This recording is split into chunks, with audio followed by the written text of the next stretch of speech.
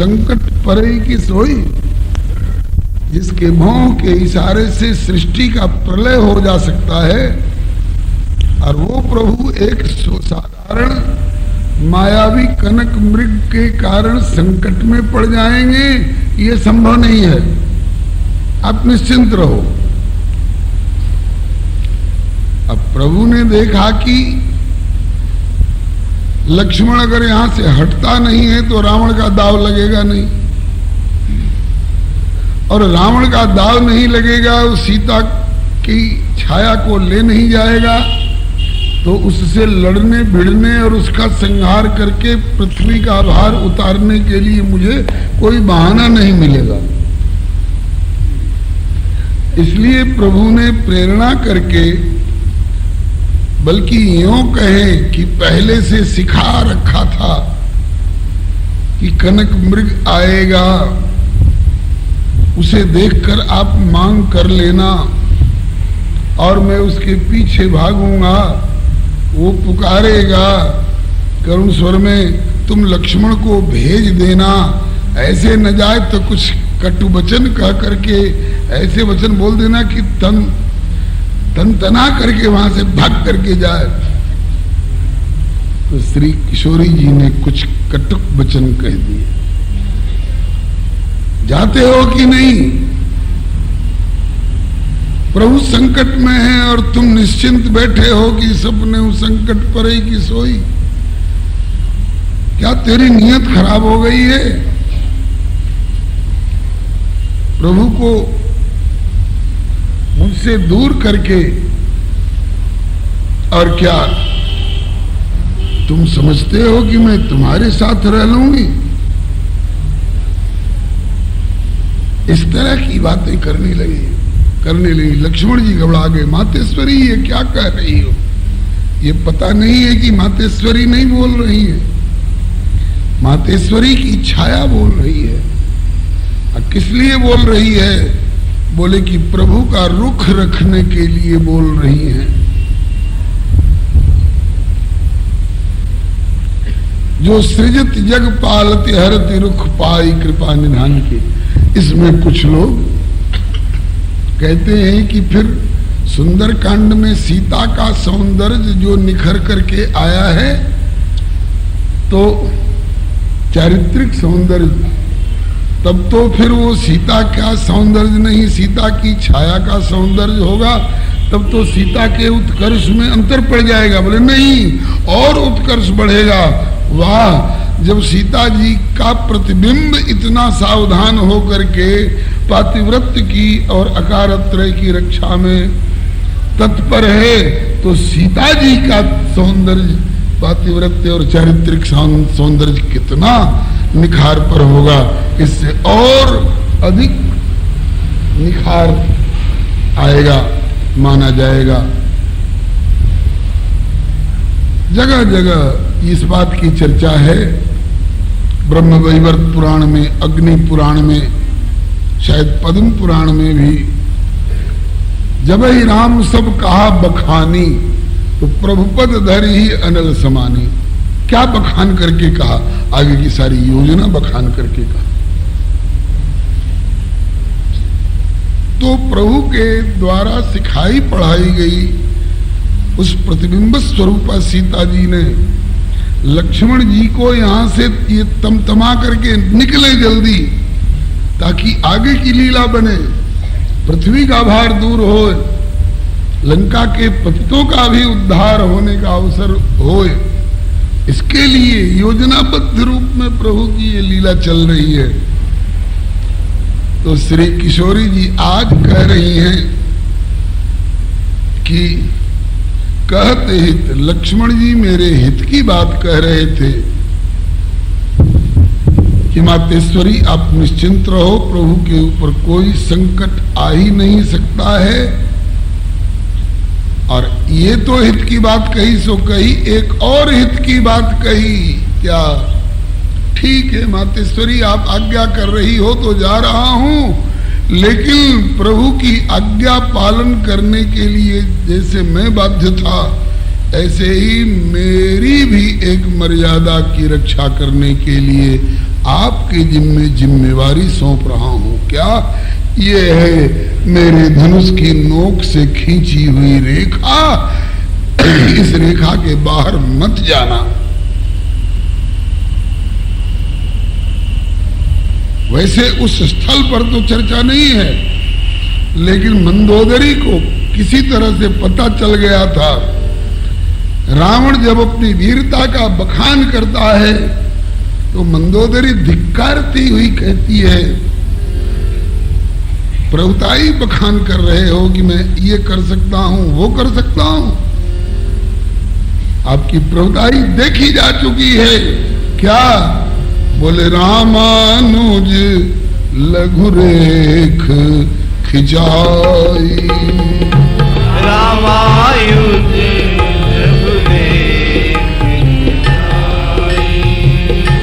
रामानुज, राम के अनुज लक्ष्मण ने छोटी सी रेखा खींच दी थी।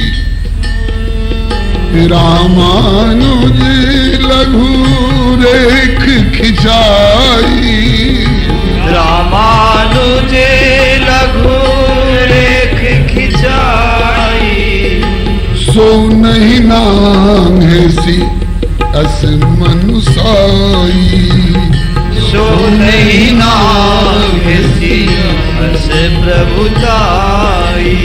ये है तुम्हारा पुरुषार्थ। राम से होड़ लगाने चले हो। राम के छोटे भाई की खींची हुई एक लघु रेखा को पार करने का तेरा कलेजा नहीं हो पाया, हिम्मत नहीं पड़ी, और आज चले हो ढींग हाँकने के लिए कि मैंने यह किया वह किया और ये कर सकता हूं और वो कर सकता हूं। ये संकेत है। रामानुज लघु रेख खिंचाई, सो नहीं नांगे से असमनुसाई। इसका मतलब है कि श्री लखनलाल जी जानकी जी के वचनों पर जाने को तैयार तो हुए, लेकिन रेखा की मर्यादा दे गए। मातेश्वरी, आपको ऐसा नहीं कहना चाहिए जो आप मेरे लिए कह रही हो। मैंने आपके चरणों की नूपुर के अलावे कभी आपके कंगन और कुंडल की ओर दृष्टि तक नहीं की है, और मेरी नीयत आपके प्रति कुछ अन्यथा हो जाएगी, ऐसा वचन आपको नहीं कहना चाहिए। लेकिन आप कह रही हो तो मैं समझ रहा हूं कुछ इशारा। शायद प्रभु कुछ और लीला कराना चाहते हो तो करा लें, हम तो उनकी रुचि के अनुवर्ती। हो सकता है आपकी उनकी कोई योजना, सीक्रेसी मेंटेन करने वाली, प्राइवेसी मेंटेन करने वाली बनी होगी। जा रहा हूं, लेकिन माता प्रार्थना करके जा रहा हूं कि इस रेखा से बाहर मत जाना। किसी की मजाल नहीं जो आप पर उंगली उठा दे, क्योंकि वो रेखा का चमत्कार था। जैसा लोग कहते हैं कि अगर रावण जैसा चरित्रवान दुष्चरित्र चरित्रहीन व्यक्ति अगर उस रेखा को लांघ दे तो फिर जिंदा वापस लौट नहीं सकता है। रेखा लांघते ही उसके शरीर में आग लग जाएगी और जलकर राख की ढेरी हो जाएगा। भारत के कुछ तथाकथित पाश्चात्य संस्कृति के रंग में अपने को रंग करके गौरवान्वित मानने वाले लोग, अरे ये सब ढोंग है, ढकोसला है, आडंबर है, पोंगापंथी है, ये है वो है, कह करके ऐसा कहीं होता है। तुम ऐसा कहते रहो, लेकिन सुना है कि रूस और अमेरिका अथवा जापान और जर्मनी उस रेखा का आविष्कार करने के फेर में अभी भी लगे हुए हैं। देखे वो कैसी रेखा थी जिसको लांघ देने पर चरित्रहीन व्यक्ति जल के राख हो जाता, और चरित्रवान व्यक्ति कितनी बार आवे जावे उसका कुछ नहीं बिगड़ता। राम भी हुए, रावण भी हुआ, इनके बीच में समुद्र था, समुद्र में पुल भी बना, इस पर विश्वास नहीं करते थे। लेकिन आज के नासा नाम के संस्थान ने जब फोटोग्राफी करके और 30 किलोमीटर लंबी पुल, लंबा सेतु, मानव निर्मित सेतु घोषित करके और लाखों वर्ष पहले का जब गवाही देने लगे हैं, तो अब कहते हैं जब नासा नामक वैज्ञानिक संस्थान के अनुसंधाता लोग प्रमाण सहित जब कह रहे हैं तो हो सकता है। और कहते हैं कि यह वही सेतु है जो श्री रामभद्र ने वानरों को आज्ञा देकर के तैयार कराए थे। विदेशी लोग तो लाभान्वित होने को तैयार हैं। एक बार काशी हिंदू विश्वविद्यालय के अंतर्राष्ट्रीय छात्रावास में एक संत प्रवर के साथ श्री बेनीपट्टी वाले महाराज जी के साथ जाने का अवसर मिला। वहां के बाहरी विदेशी विद्यार्थियों से प्रश्न किया गया कि भारत छूछा, नगण्य, गुलाम, पिछड़ा, असभ्य, भूखा, कंगाल गिना जा रहा है आज दुनिया की दृष्टि में। यहाँ के लोग विशेषज्ञ होने के लिए कोई अमेरिका की ओर जा रहे हैं, कोई अमुक जगह जा रहे हैं, कोई अमुक जगह जा रहे हैं, विदेशों का मुंह ताकते हैं प्रमुखापेक्षी होकर के। भारत में क्या है जो आप लोग अपना जर्मनी और जापान छोड़ छोड़ करके आए हैं? एक जर्मन विद्यार्थी ने जो उत्तर दिया, क्या बताऊं, छाती फूल उठी हर्ष और गौरव के मारे। आप लोग यह क्या कह रहे हैं? इसका मतलब कि भारत वर्ष में जन्म पाकर के भी आपने भारतीय संस्कृति को समझा नहीं। भारत में तो वह है जो विश्व के किसी कोने में न था, न है, न होगा। अगर कहीं कुछ उड़ान भरने वाली अथवा डुब्बी लगाने वाली अथवा विस्फोट इत्यादि की दिशा में रचनात्मक अथवा ध्वंसात्मक कुछ आविष्कार हो भी रहा है, तो वह भारत के ऋषियों के द्वारा दिए हुए सूत्रों का अनुसंधान है। विमान उड़ते थे, इसकी कल्पना हवाई जहाज का आविष्कार होने के पहले हाइपोथेटिकल लगा करती थी।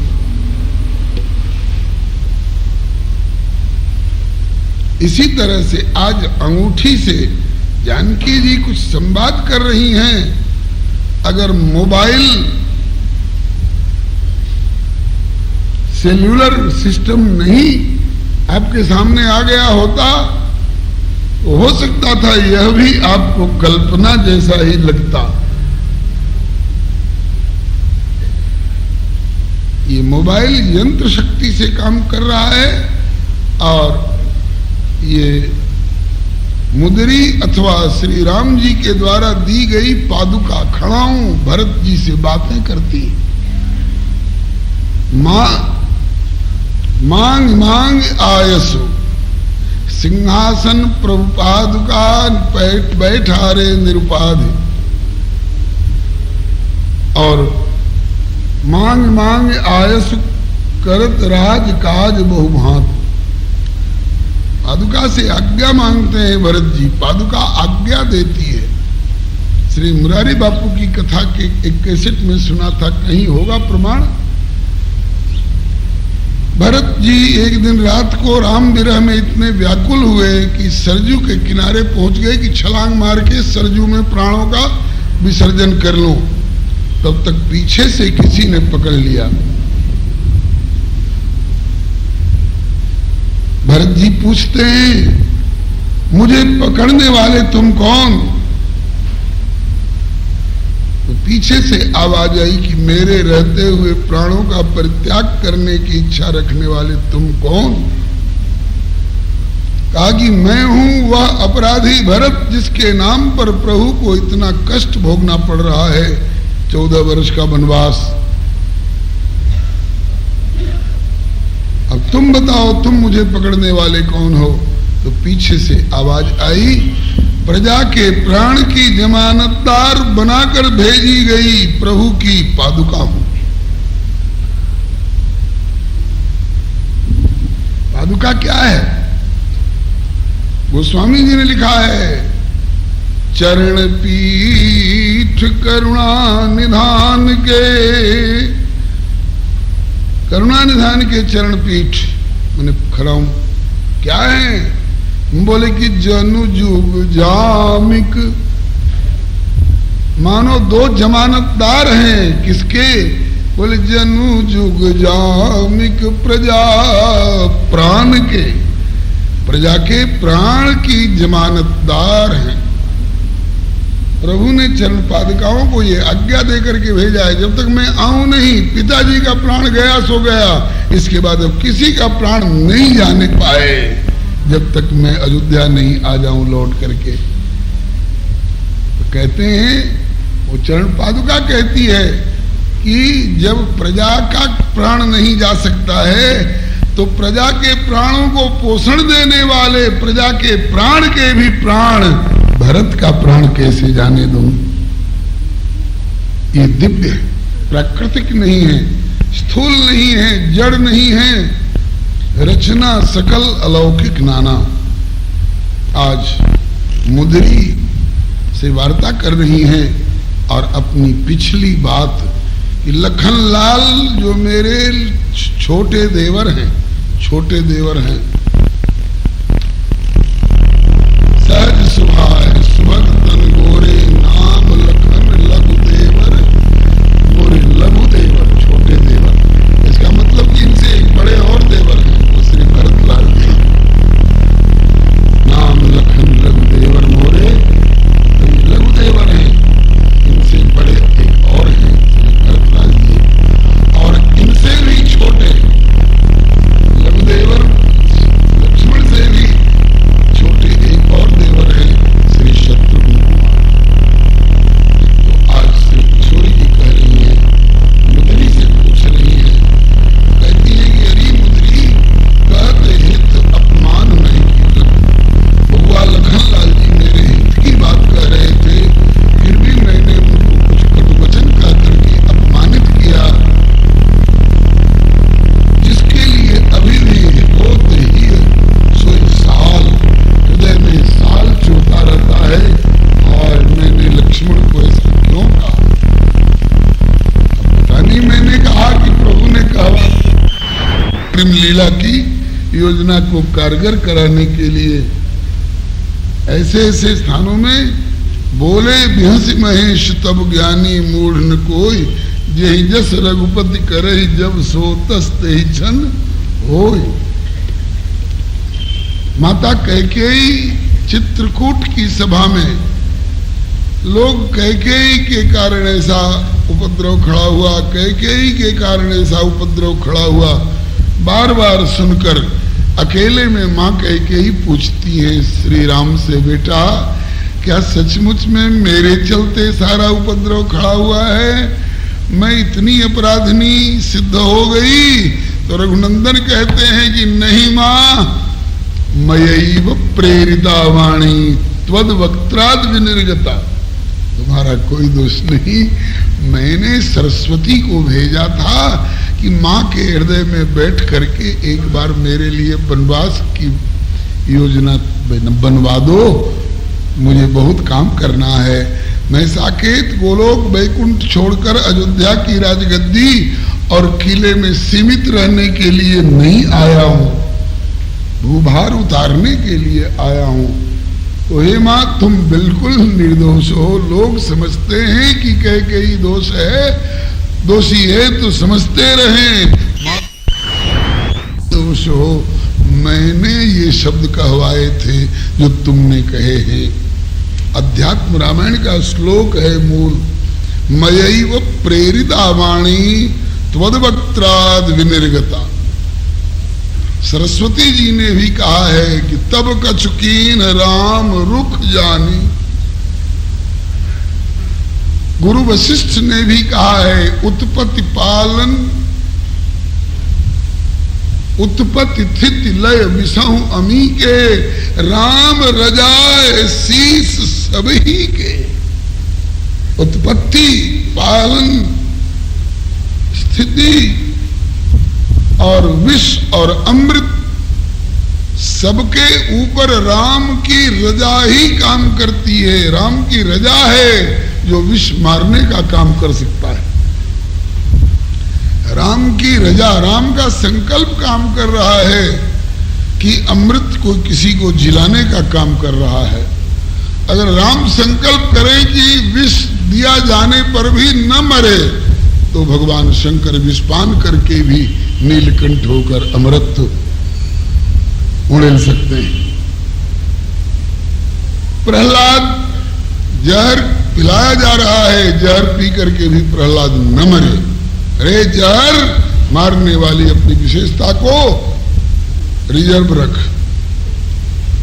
तो प्रहलाद के लिए विष भी अमृत का काम कर सकता है।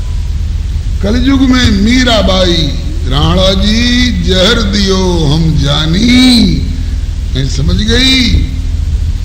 जहर का प्याला राणा जी ने भेजा, पीवत मीरा हासी रे,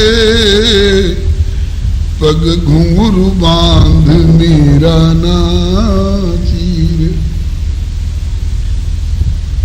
शंकर भगवान, प्रहलाद जी और मीरा विभिन्न युग युगांतरों में जहर पीने के बाद भी प्रभु का संकल्प है, रजा है कि रे जहर इनके ऊपर अपना प्रभाव मत करना। तो ठीक है सरकार, मैं ठप हूं, निष्क्रिय हूं, मैं ऑफ हूं। और अमृत जिलाने का काम करता है। अमृत की वर्षा की गई राम जी के सैनिक बानर भालुओं पर भी, और जब वर्षा हुई तो वहीं मरे हुए राक्षस लोग भी का भी शरीर पड़ा था, तो क्या उनके ऊपर वो अमृत की का छींटा नहीं पड़ा? दोनों पर पड़ा। बोले सुधा वृष्टि भई दूदल ऊपर, लेकिन जिए भालू कपि नहीं रजनीचर। क्यों बानर भालू जी गए उसी अमृत से, और क्यों रजनीचर नहीं जिए उसी अमृत से? बोले राम की रजा काम कर रही है कि बानर भालू जीवित हो जाएं और रजनीचर सदा के लिए विदा। तो उत्पत्ति स्थिति लय विषहु अमी के, राम की रजा शीस सब ही के। श्री किशोरी जी भी इस बात को स्वीकार करती हैं, तो जानती हैं मैं तो उनकी रजा पा करके ही कुछ किया करती हूँ, उनका रुख पा करके ही। जो सृजति जग पालति हरति रुख पाई कृपा निधान की। फिर भी व्यवहार जगत में लीला मंच पर लक्ष्मण जी से मैं अपराधिनी हूं। लक्ष्मण जी के प्रति कहत हित अपमान में की होते ही सोई साल, रोष क्षमी मुद्री बता। लक्ष्मण जी ने मेरे उस अपराध के प्रति कुछ रोष किया है अथवा क्षमा करके, और कबहू रोष क्षम शुद्ध करत कबहू, मेरे अपराध को क्षमा करके मेरी याद कभी करते हैं लखनलाल जी करुण भाव में भर करके। रोष क्षम शुद्धि करत कबहू ललित लक्ष्मण लाल। इसके बाद अब दूसरा प्रश्न, परस्पर पतिदेव रही का होती चर्चा चाल। परस्पर मेरे पतिदेव और मेरे देवर जी में, श्री राम लक्ष्मण जी में जब आपस में अकेले में रहती तो किस किस तरह की चर्चा हुआ करती है। आपस में वो लोग क्या चर्चा करते हैं? क्या उस चर्चा में कभी मेरा भी नाम आता है क्या? परस्पर पतिदेव नहीं का होती चर्चा चालू, वही चर्चा चला। देवी कहू के हेतु बोले विपुल बानर भाल, हे देवी बताओ, इतना बानर और भालू बटोरने की उनको क्यों जरूरत पड़ी? क्या प्रभु अपने अकेलेपन में कुछ कमजोरी महसूस करने लगे क्या? बानर भालू बटोरने की, बानर भालुओं की सेना इकट्ठी करने की उन्हें जरूरत क्यों आ पड़ी? देवी कहू के है तू बोले विपुल बानर भालू, शील निधि समरथ सुसाहिब दीन बंधु दयालु। प्रभु तो शील निधि है, शील शिष्टाचार के तो सागर हैं। अन्यत्र कहीं शील शिष्टाचार दिखाई पड़ता होगा तो इन सिंधु में से निकला हुआ एक छींटा होगा। ये तो शील सिंधु है। शील निधि समर्थ, सामर्थ्यवान है, प्रभु हैं, कर्तुम समर्थ हैं, अकर्तुम समर्थ हैं और अन्यथा कर्तुम समर्थ हैं। शील निधि समर्थ सुसाहिब दीन बंधु दयालु, दास तुलसी प्रभु ही काहू न कहो मेरो हाल। गोस्वामी जी कहते हैं, सिया जी कह रही हैं कि लगता है कि अभी तक किसी ने प्रभु तक मेरा हाल चाल नहीं पहुंचाया है, मेरा समाचार अभी सुना नहीं पाया है। बलिहारी जाऊं, अब मुदरी उत्तर देने लग गई।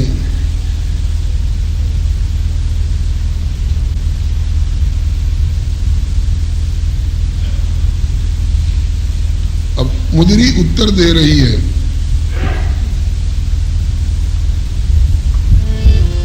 सदल सलखन है कुशल, कृपाल कौशल राव। सदल सलखन है कुशल, कृपाल कौशल राव। सदल सलखन है कुशल, कृपालु कौशल राव। सदल सलन है कुशल, कृपालु कौशल राव।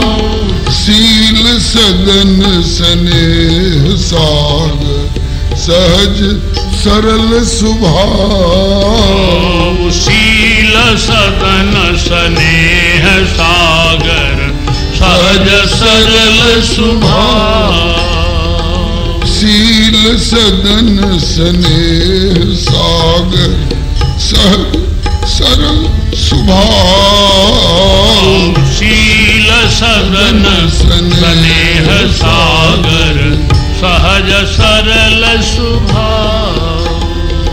नींद भूख न देव रही, परिहरे को पछताऊ। नींद भूख न देव रही, परिहरे को पछताऊ।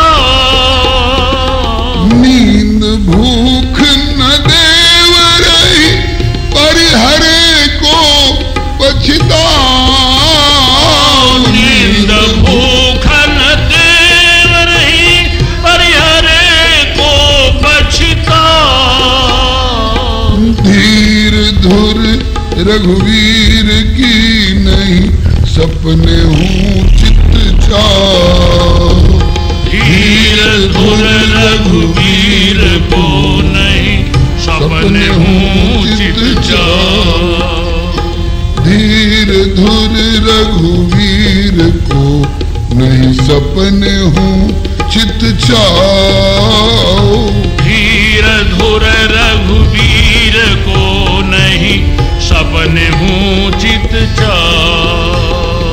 शोध बिनु अनुरोध ऋतु के, बोध विहित उपाऊ। शोध बिनु अनुरोध ऋतु के, बोध बुधित उपाऊ।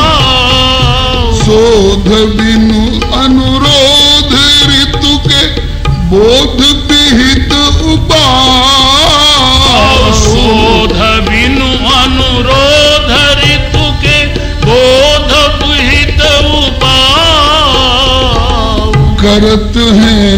सोई समय साधन फलति बनत बना।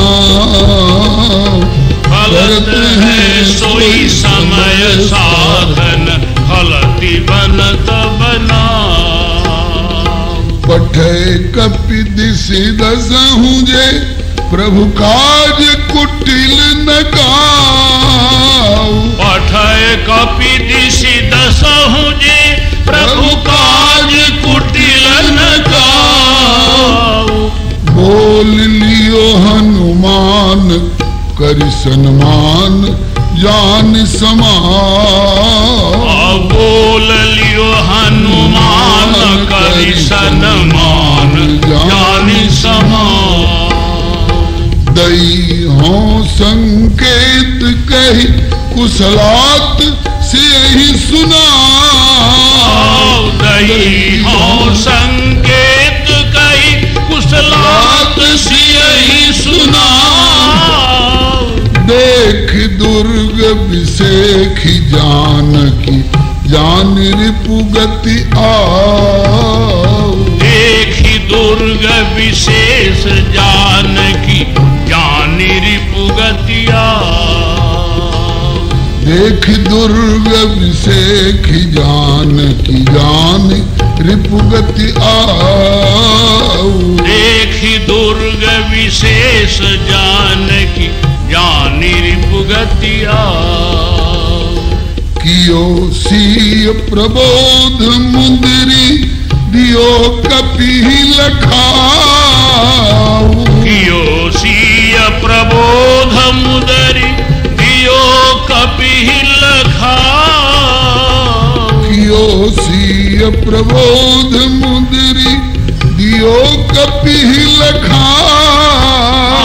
कियो सीय प्रबोध मुदरी दियो कपिल खाऊ। पाई अवसर नाई सिर तुलसी सगुन गन गाओ। पाई अवसर नाई सिर तुलसी सगुन। चाहिए था वहां से हट करके मैंने बड़ी भूल की जो इतना बड़ा वितंडा खड़ा हो गया, इतना बड़ा उपद्रव खड़ा हो गया। इस बात का पछतावा इतना है देवर जी को कि न कुछ खाते हैं न सोते हैं। उनका भोजन तो पहले से भी लक्ष्मण जी नहीं करते और नींद भी नहीं ले रहे हैं बहुत दिनों से। कब से? जब अयोध्या से चले थे तो 14 वर्ष का वनवास हुआ है ना। 2 साल तक भले कुछ खाए हों सोए हों, लेकिन सुना जाता है कि मेघनाद को वही मार सकता है जो कि 12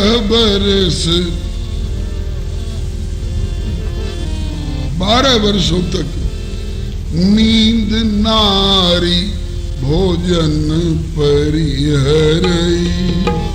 नींद नारी भोजन परिहरई।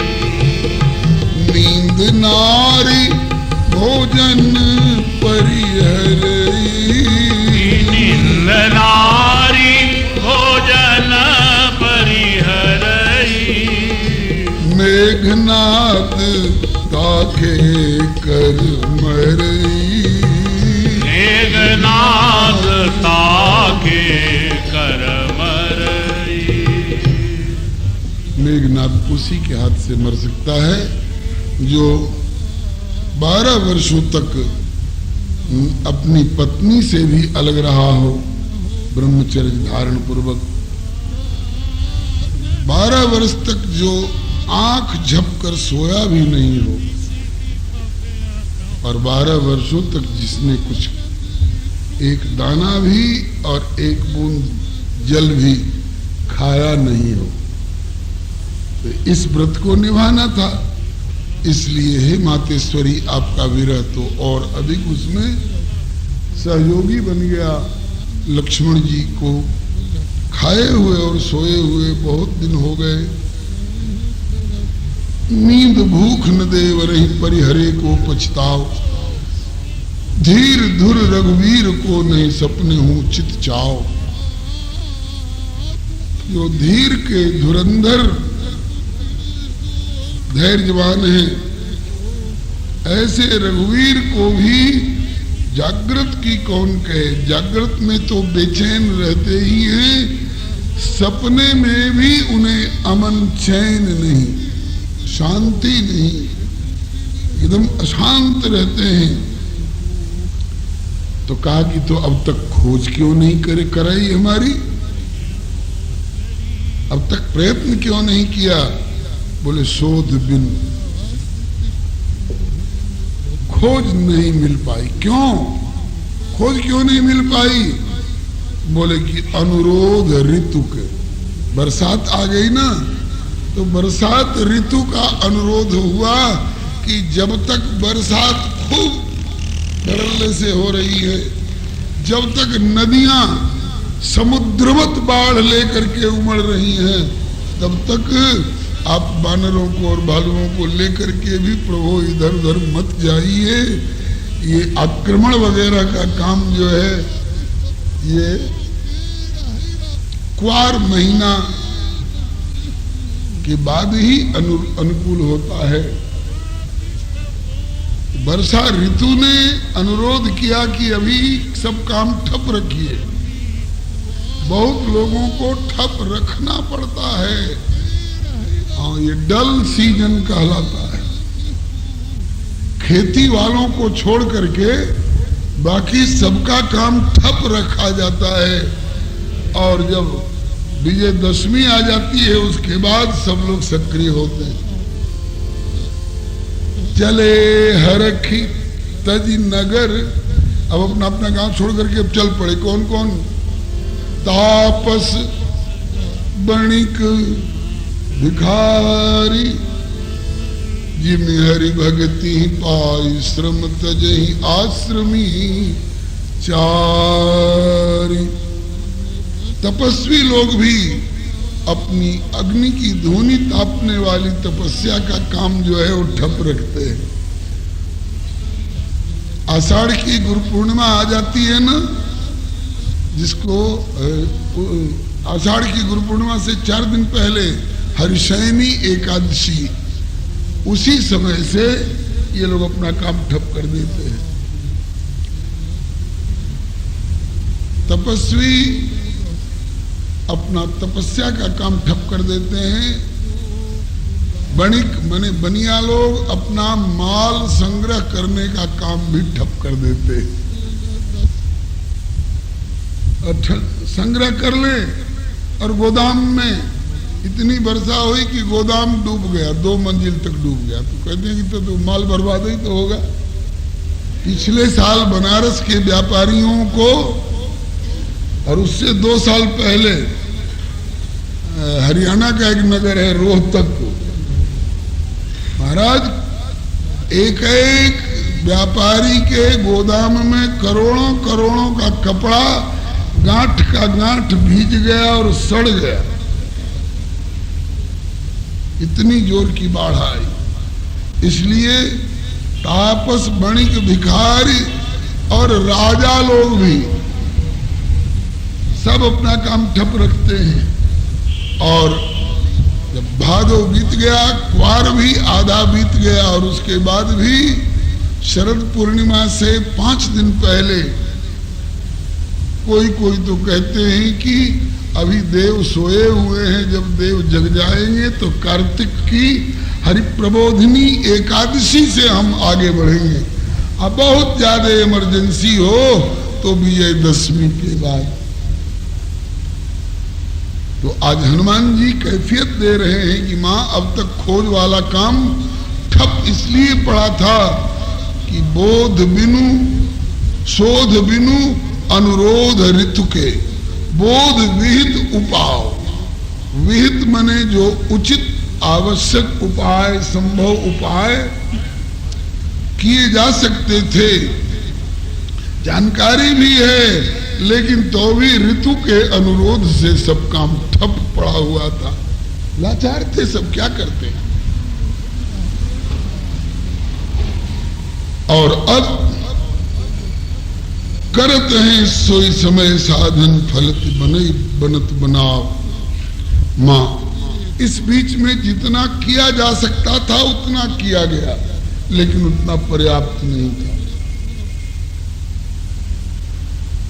उसके बाद अब बरसात बीत गई तो पठय कप दिशि दसों, दसों दिशाओं में बानर भेजे गए हैं।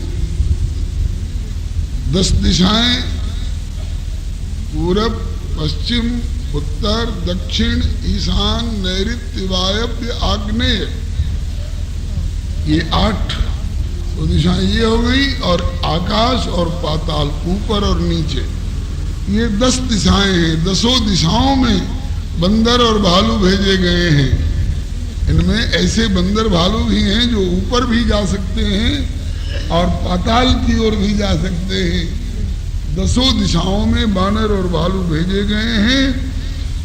और दिशाओं में तो आप थी नहीं जो किसी को मिली होंगी, आप तो यहाँ थी, इसलिए दक्षिण दिशा में आने वाले बानर, और उन बानरों में भी हनुमान नाम के बानर जो पवन के पुत्र हैं, माता अंजना के गर्भ से संभूत हैं, जो भगवान रुद्र के अवतार हैं, जो प्रभु के सेवकों में परम अनन्य सेवक हैं, जिनके ऊपर प्रभु का अतिशय प्यार है और अतिशय भरोसा है, ऐसे बोल लियो हनुमान।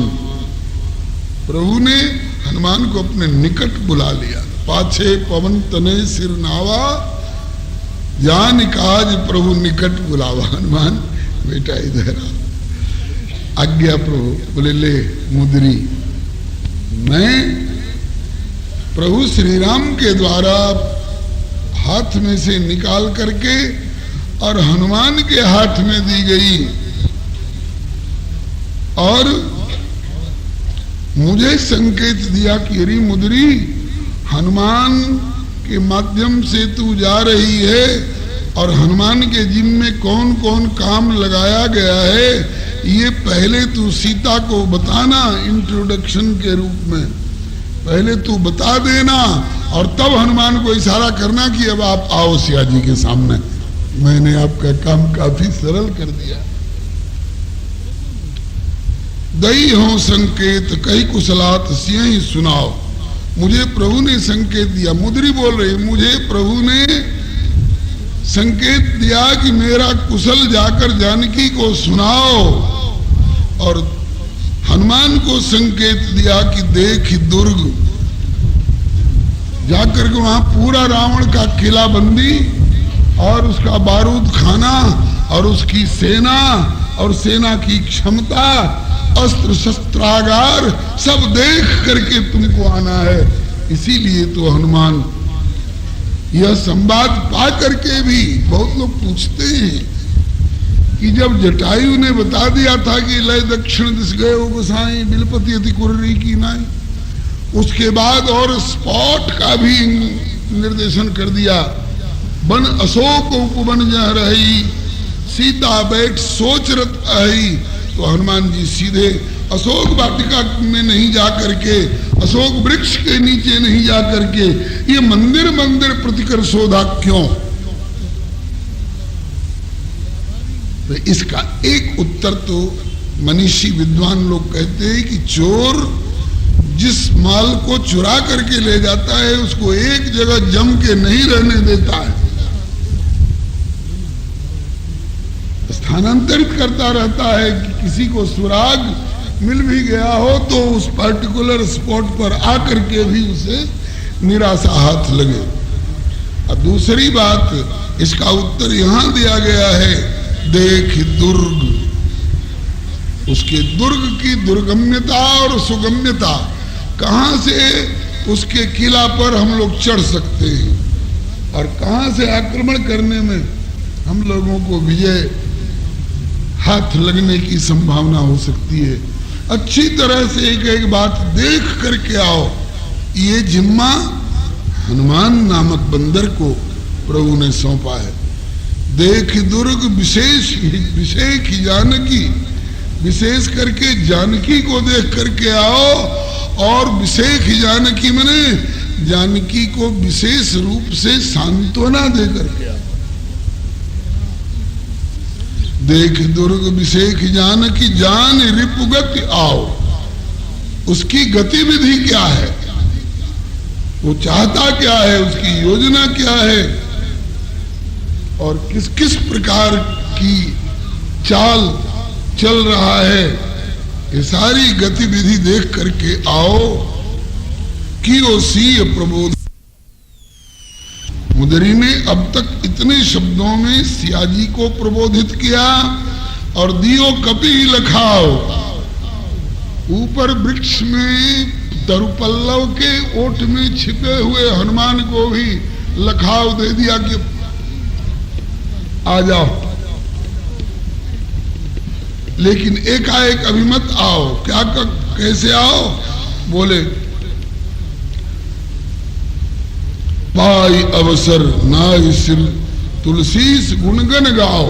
पहले वहीं बैठे बैठे तुलसी के ईश श्री राम का गुणानुवाद गाओ और इसके बाद माता आह्वान करे कहीं सो प्रकट होत किन भाई, तब आप आ जाना सामने।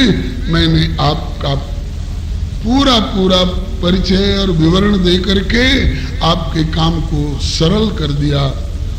ये सारी योजना के बाद तब हनुमान जी महाराज ने वो रामचरितमानस वाली बात अब सामने आ रही है जो कल आप लोगों ने सुनी थी। श्री हरे नमः।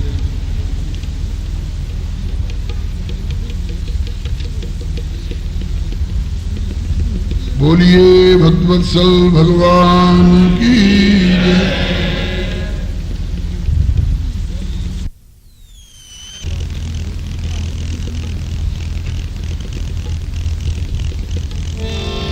मुदरी के द्वारा इतनी बातें श्री जानकी जी से और थोड़ा सा संकेत हनुमान जी से जब दिया जा चुका, तब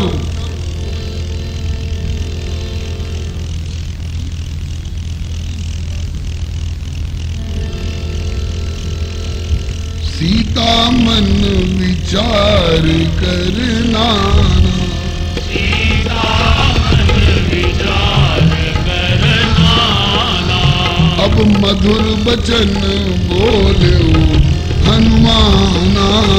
मधुर बचन बोले हनुमाना। रामचंद्र गुण वर्ण लागा, रामचंद्र गुण वर्ण लागा।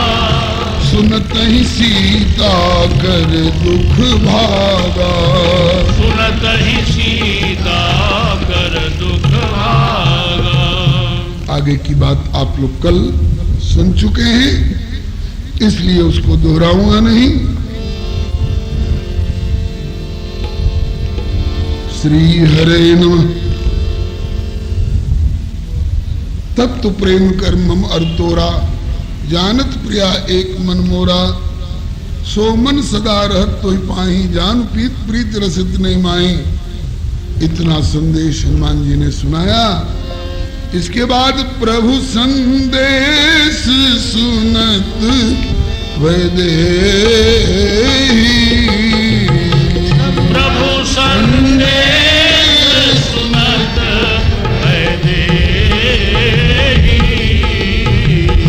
मगन प्रेम तन सुधि नहीं तेहि, मगन प्रेम तन सुधि नहीं तेहि।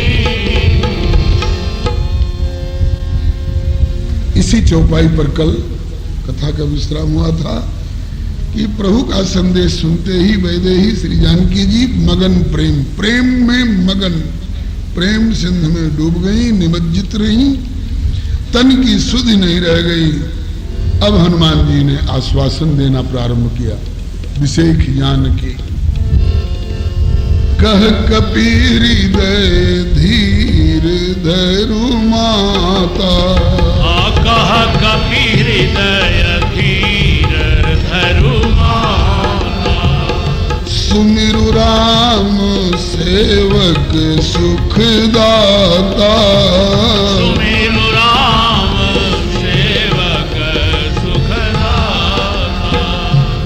उर आनहु रघुपति प्रभुताई। उर आनहु रघुपति प्रभुताई। सुनि मम बचन तजहु कदराई।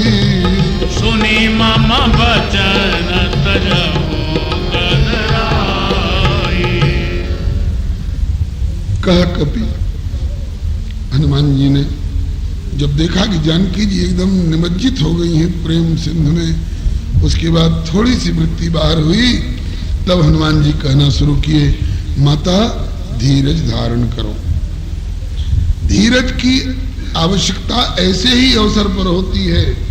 धीरज धर्म, मित्र और नारी ऐसे ही आपत्काल पर किए चारी।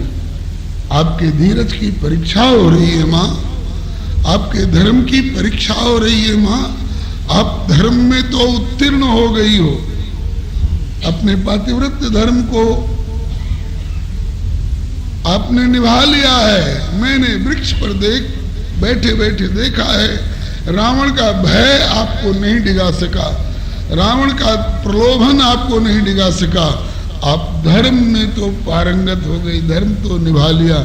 धीरज निभाने में थोड़ी कमजोरी सी महसूस हो रही है, क्योंकि प्रभु के आगमन से पहले आप प्राणों का परित्याग करने की बात सोच रही हो। चिता में जल करके अंगारे बरस जाएं और मैं प्राणों का परित्याग कर दूं, इसका मतलब धर्म तो निभा लिया, लेकिन धीरज निभाने में थोड़ा आप कमजोरी महसूस कर रही हो। इसलिए माता कह कपि हृदय धीर धर्मा। कह कपि हृदय धीर धर्माता। समझाने वाले समझाते तो हैं, लेकिन धीरज धारण करने वालों को बहुत कठिनाई। विधि के ही भांति धरऊं उर धीरा। विधि के ही भांति धरऊं उर धीरा। सिर सुमन कन बेधी हीरा। शिरीष सुमन कन बेधी हीरा। कहीं कहीं धीरज धारण करना बहुत कठिन पड़ जाता है। कैसे धीर धारूं? तो कहा कि धीरज धारण करने में अपनी तरफ से कमजोरी मालूम होती हो तो सुमिरु राम सेवक सुख दाता। सुमिरु राम सेवक सुख दाता। सुमिरु राम सेवक सुख दाता। सुमिरु राम सेवक सुखदाता। अपनी तरफ से धीरज धारण करना कठिन अगर लग रहा हो तो क्या करना चाहिए? बोले सुमिर राम, राम का सुमिरन करना चाहिए। राम का सुमिरन करने से जैसे बैटरी कमजोर हो जाती है तो चार्जर में लगाने से फिर और ताकत वाली हो जाती है। उसी तरह से धीरज वाली बैटरी कमजोर हो रही हो तो राम जी चार्जर हैं, उनमें अपने मन को लगाओ, मन से उनको याद करो तो बैटरी बुलंदी से चार्ज हो जाएगी। कौन कौन राम को स्मरण करो? तो राम भी कई हैं क्या? बोले कई तो राम नहीं है, राम तो एक ही है, लेकिन कौन ढंग से उनको स्मरण किया जाए, किस रूप में उनको स्मरण किया जाए? तो कहते हैं कि सेवक सुखदाता, सेवक को सुख देने वाले श्री राम को स्मरण करो। व्यापक एक ब्रह्म है विनाशी, सत चेतन घन आनंद राशि, अस प्रभु हृदय अछत अविकारी, फिर भी सकल जीव जगदीन दुखारी। उनको याद मत करो। तुरंत ठंड के मारे कोई ठिठुर कर मरने की स्थिति में आ गया हो, फ्रीजिंग पॉइंट पर पहुंच गया हो और उस समय दियासलाई को याद करो। दियासलाई भी तो आग है, लेकिन दियासलाई को मत याद करो, उस समय धधकती हुई आग को याद करो। इसी तरह से व्यापक राम को भी मत स्मरण करो।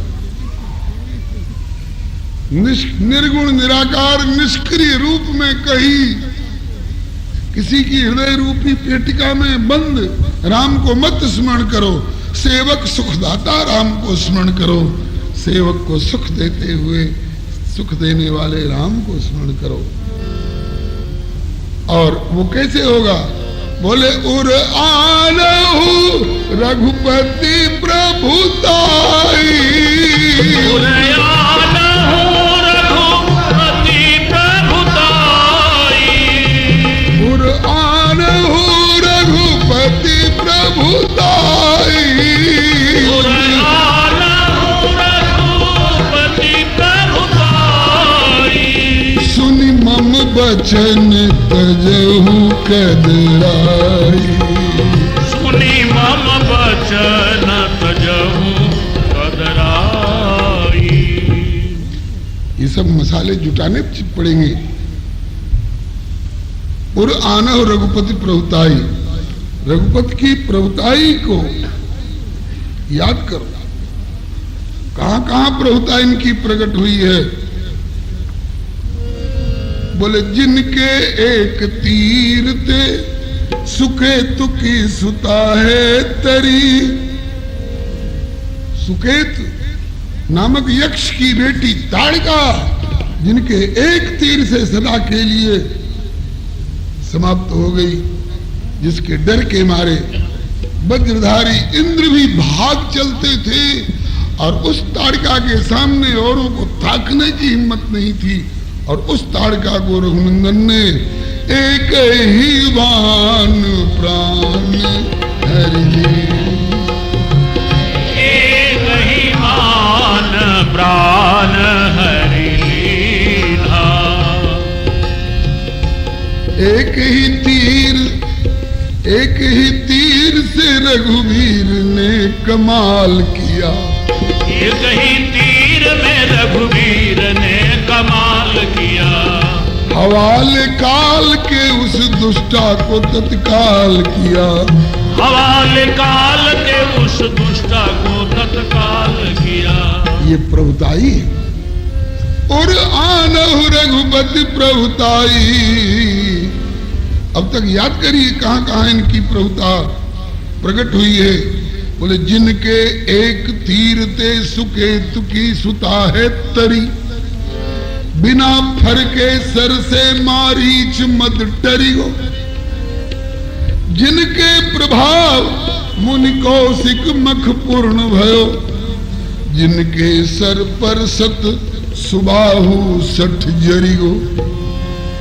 जिनके पद पद्म पराग परत पल भर में, पतिता परित्यक्ता पाथरी में प्राण परिगो। नारायण प्रभु के परत्व में संदेह जाको, समझो वाकी बुद्धि पे विधाता धूर धरिगो। और प्रभु की प्रभुताई कहां कहां प्रकट हुई है? जिनके कर पर सत पिनाक के द्वय टूक भय, विश्व भर के उद्भट वीर जो कैलाश को उठा सकते थे, जो सुमेर को उठाने की क्षमता रखते थे, वे अलग थलग प्रयास से भी और भूप सहस्त्रदश एक ही 12 संयुक्त प्रयास से भी जिस धनुष को हिला तक नहीं सके, और वो धनुष छुअते ही टूट पिनाक पुराना, 2 खंड में तड़तड़ा करके टूट करके और नीचे पड़ा हुआ दिखाई पड़ा। जिनके कर पर सत पिनाक के द्वय टूक भय, जिनके गर सिय जू जयमाला पैराई। जिनको सारंग सौंपी तप हित गए परशुराम। परशुराम जी किसी ऐरे गहरे के सामने झुकने वाले थे। परशुराम जी किसी और को अपना वैष्णवी सारंग धनुष देने वाले थे। राम रमापति कर धनु लेहु, जिनके कर पर सत पिनाक के द्वै टूक भय, जिनके घर सियजू जय माला पहराई है, जिनको सारंग सौंप तपहित गए परशुराम, तज के गुमान गर्भ गही दीनताई। जनक जैसे ज्ञानी जिनके चरण चंचरीक भय, जनक जैसे ज्ञानी जिनके चरण चंचरीक भय, संतन समाज जिनकी बड़ी ही बड़ाई है, तिनके परत्व में तिनकी भगवत्ता में तिनकी प्रभुताई में संदेह जो करेगो, फिर तो समझो वाकी मति माया में भरमाई। और जिनको वरवेश निरख, जिनको वरवेश निरख मुग्ध भय हरिहर विधि, दर्शन हित होड़ लगी देवी देवतान में, उमा रमारती सची शारदा सहेली बनी, सुकृत सराहे लखी ललित लतान में, जुगल नेत्र 8 बार, जुगल नेत्र 8 12 15 सहस्र नेत्र, चितवत चकित ब्याह मंडप वितान में, तिनको कहें नर मूढ़ और आप बने ब्रह्म फिरे, पाछे पछतई है परिणाम भुगतान में। जिनके सीख सहायक, जिन्होंने एक सीख को धनुष बना लिया और दूसरी सीख को बाण बना लिया, और उस सीख में इतनी ताकत भर दी कि प्रेरित मंत्र ब्रह्म सरधावा, भाज चला बायस भय पावा। जिनके सीख सहायक अनुशासित जयंत भयो, भुवन भुवन भाग्यो किंतु पायो कहूं त्राणना। खर दूषण त्रिशिरा बलशाली वीर बाली जैसे, भय धरा साई झेल पाए एक बाण। सहायक अमोघ जैसे पायक हनुमान जिनके, तुलना में जिनके कोई दूसरो प्रमाण ना। ऐसे नारायण प्रभु को कहें जे सामान्य नर, कैसे त्रैताप माहि तड़पे तिनके प्राण ना। गिद्ध को सारूप्य दियो, गिद्ध दे तज धरि हरि रूपा। क्या ऐसे वैसे लोग जटायु को सारूप्य दे सकते थे? गिद्ध को सारूप्य दे, साकेत दियो सबरी को। शासक किष्किंधा को बनाए वो जो सुकंठ है। सेतु बांध सागर पर लंका में बजायो डंका, शंका बिना धूल में मिलायो 10 कंठ है। ब्रह्मा समेत गुण गावे चारों वेद जिनके, अस्तुति करी भक्ति जिनकी मांगत नीलकंठ है। ऐसे इस परात्पर के परत्व में करे जो सो संक, अंट संट बोले वह तो वज्र मूर्ख संठ है। जिनके दिव्य गुणन की जिज्ञासा करे वाल्मीकि, कोन्वस्मिन् सांप्रतम लोके गुणवान कश्च विरजवान, धर्मज्ञश्च कृतज्ञश्च। तो जिनके दिव्य गुणन की जिज्ञासा करें वाल्मीकि, नारद शत श्लोकी मूल रामायण भाखते। 24 सहस्र शुभ श्लोक माई आदि कवि, वर्णे करी अनुभव अभ्यंतर की आंखते।